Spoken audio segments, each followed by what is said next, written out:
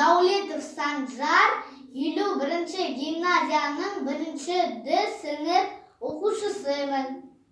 Абай атамызды 175 жылдығына ұйымдастырған сайысына өз өнерімді көрсетуге келдім. Абай Құнанбаев, қыз.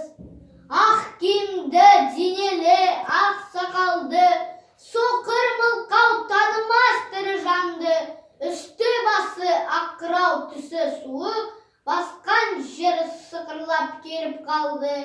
Демалысы үскірік, аяз бен қар, кәрі құдан қыз келіп әлек салды.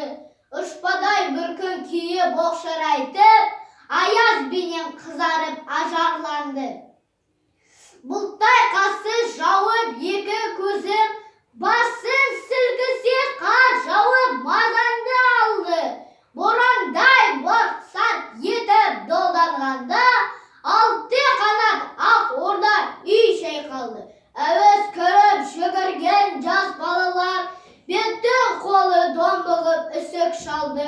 Шидеммен тон қабаттап киген малшы, бет қарауға шыдамай теріс айналды.